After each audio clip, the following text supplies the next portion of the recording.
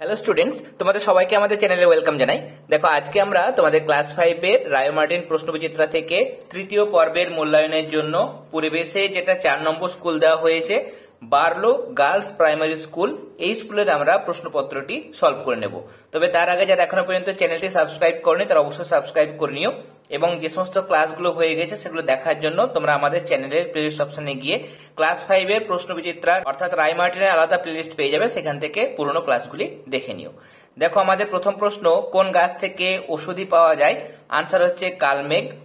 কয়লার মধ্যে কোন উপাদান বেশি থাকে, কার্বন বেশি থাকে? একটি অপ্রচলিত শক্তির উদাহরণ, মানে যেগুলোর ব্যবহার সম্পর্কে মানুষ অতটা সচেতন নয়, বর্তমানে যে সমস্ত শক্তির উৎসগুলো বেশি পরিমাণে প্রচলিত নয় সেগুলোকে বলা হয় অপ্রচলিত শক্তি, যেমন সৌরশক্তি। এবং এখানে দেখো বায়ু শক্তি, এটাও হয়ে যাবে অপ্রচলিত শক্তির উদাহরণ। কোন তিথিতে ভরা কোটাল হয়? আনসার হচ্ছে অমাবস্যা পূর্ণিমা তিথিতে।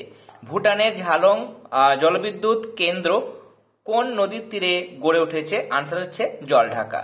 এরপরে এক কথায় উত্তর দাও। 2 এর দাগের প্রথম প্রশ্ন, গৌণ জোয়ারের মূল কারণ কি? এখানে তোমরা লিখবে যে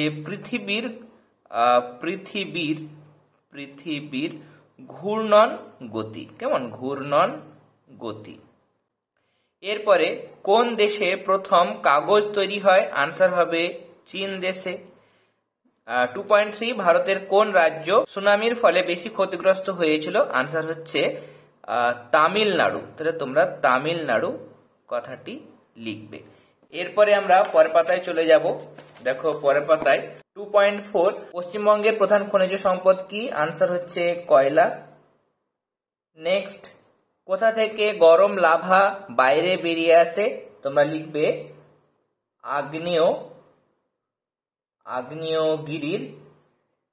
আগ্নেয়গিরির মুখ থেকে। কেমন? আগ্নেয়গিরির মুখ থেকে। এরপরে মনুমেন্ট পশ্চিমবঙ্গের কোন জেলায় অবস্থিত? আনসার হবে কলকাতা। তাহলে তোমরা এখানে কলকাতা লিখবে। নেক্সট, একটি প্রচলিত শক্তির উদাহরণ দাও। প্রচলিত শক্তি হচ্ছে কয়লা লিখতে পারো। তাহলে আমি এখানে কয়লা লিখলাম। তোমরা এটা পুরো সেন্টেন্সে লিখতে পারো যে কয়লা থেকে প্রাপ্ত শক্তি, তাহলে আনসারটা বেশি ভালো হবে। কেমন? কয়লা থেকে প্রাপ্ত শক্তি, তার কারণ কয়লা হচ্ছে প্রচলিত শক্তির উৎস। তাহলে এখান থেকে যেটা পাওয়া যায় সেটা হচ্ছে প্রচলিত শক্তি। এরপরে একটি নরম কাণ্ডের গাছের নাম, তোমরা লিখবে পেঁপে। এরপরে নেক্সট, নিজ অক্ষের চারিদিকে পৃথিবীর একবার ঘুরতে কত সময় লাগে? আনসার হচ্ছে 24 ঘন্টা। কেমন? প্রায় 24 ঘন্টা, এটা তোমরা লিখবে। এরপরে বিদ্যুৎ কেন্দ্রে মস্ত পাখার মতো যন্ত্রকে কি বলে? টারবাইন বলে। টারবাইন। এরপরে দেখো, আমরা 3 এর দাগের শূন্যস্থান পূরণগুলো সলভ করে নেব। প্রথম প্রশ্ন, একটি জীবাশ্ম জ্বালানি হলো, লিখবে কয়লা। পেট্রোলিয়ামও লিখতে পারো। সূর্য থেকে ড্যাশ রশ্মি নির্গত হয়? অতি বেগুনি রশ্মি, আমি এদিকে লিখছি অতি বেগুনি রশ্মি বা আল্ট্রা ভায়োলেট রে। ড্যাশ পৃথিবীর চারপাশে ঘুরছে? আনসার হবে চাঁদ, তার কারণ চাঁদ হচ্ছে পৃথিবীর উপগ্রহ। কয়লা পুড়িয়ে কোন বিদ্যুৎ পাওয়া যায়? তাপ বিদ্যুৎ পাওয়া যায়। আবহাওয়া বিষয়ে আগে থেকে জানানোকে কি বলে? আবহাওয়ার কি বলে? পূর্বাভাস। তাহলে পূর্বাভাস। নেক্সট, 3.6 ট্রাম ড্যাশ এর সাহায্যে চলে? বিদ্যুতের সাহায্যে চলে। বিদ্যুতের সাহায্যে চলে। পুরো চাঁদ ঢাকা পড়লে হয় কি গ্রহণ হয়? পূর্ণ গ্রাস। তাহলে তোমরা লিখবে পূর্ণ গ্রাস। আর যদি কিছুটা হয়, কিছুটা ঢাকা পড়লে সেটা হচ্ছে খণ্ডগ্রাস। নোংরা জলে সাঁতার কাটলে ড্যাশ সমস্যা হয়? এখানে স্কিনের বা ত্বকের সমস্যা হয়। তাহলে ত্বকের। গাছের পাতা ছাড়া ড্যাশ পাওয়া যাবে না? গাছের পাতা ছাড়া আমরা কি পাবো না? অক্সিজেন পাবো না। তাহলে অক্সিজেন কথাটা লিখবে।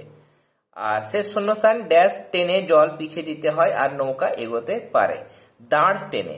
তাহলে দাঁড়, এই কথাটি তোমরা লিখবে। এরপরে দেখো, স্তম্ভ মিলিয়ে নেব। প্রথম দেওয়া হয়েছে ওষুধ, এটা হয়ে যাবে দেখো বাঁশক, এটা একটা ওষুধি গাছ। এরপর দেখো মশলা হচ্ছে এলাচ, 4.2। জলাভূমির গাছ হয়ে যাবে কচুরিপানা, 4.3। সোলার কুকার, এটা হচ্ছে দেখো সৌর শক্তিতে চলে, তাহলে 4.4। কয়লার ধোঁয়া, এর মধ্যে কার্বন মনোক্সাইড বিষাক্ত গ্যাস থাকে, 4.5।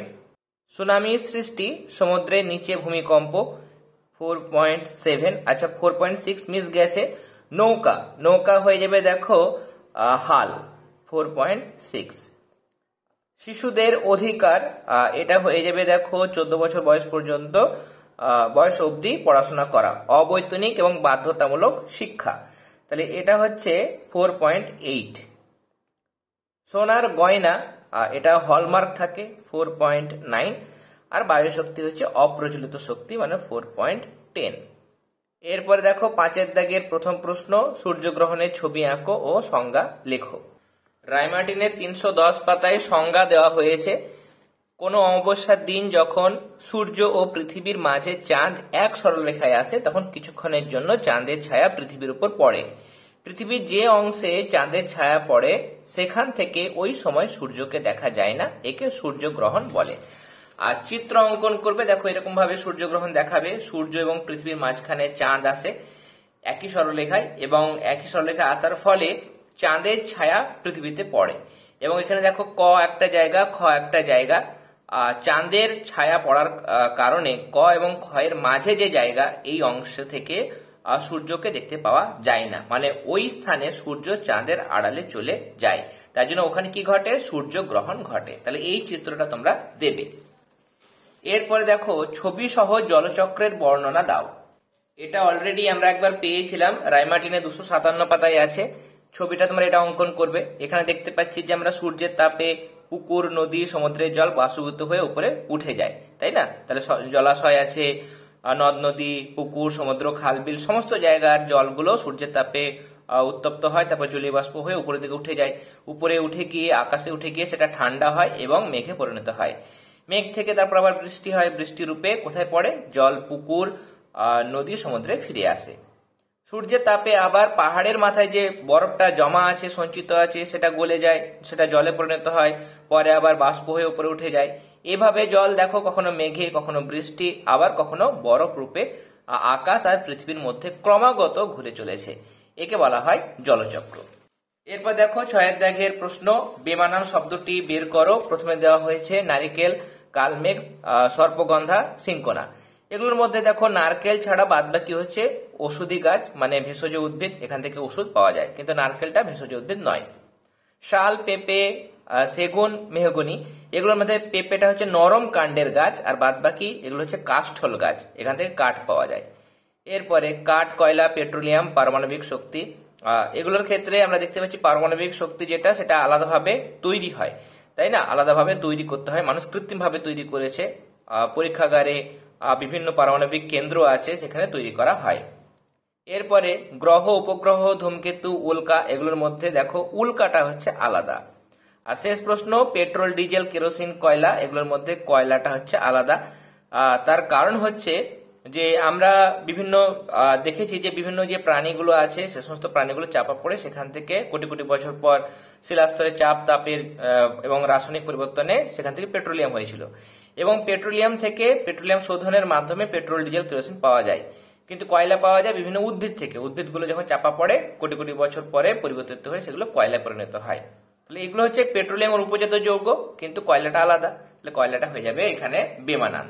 তাহলে আজকে দেখো আমরা প্রশ্নবিচিত্রা থেকে 5 নম্বর স্কুলের সমস্ত প্রশ্নের আনসার গুলো দেখে নিলাম। আশা করি আজকে ক্লাসটি তোমাদের ভালো লেগেছে, তাহলে অবশ্যই ক্লাসটিতে লাইক দেবে। আর যারা এখনো পর্যন্ত চ্যানেলটি সাবস্ক্রাইব করনি তারা অবশ্যই সাবস্ক্রাইব করে নিও। আর যে ক্লাসগুলো হয়ে গেছে সেগুলো দেখার জন্য তোমরা আমাদের চ্যানেলের প্লেলিস্ট অপশনে গিয়ে সেখানে দেখবে ক্লাস 5 প্রশ্নবিচিত্রা এই নামে প্লেলিস্ট পেয়ে যাবে, সেখান থেকে দেখে নিও। আর তোমরা আমাদের টেলিগ্রাম গ্রুপে জয়েন হতে পারো, আমাদের টেলিগ্রাম গ্রুপের লিংক তোমরা এই ভিডিও ডেসক্রিপশন বক্সে পেয়ে যাবে। তাহলে আজকে ক্লাস এতটাই, তোমরা সবাই ভালো থেকো। All the very best.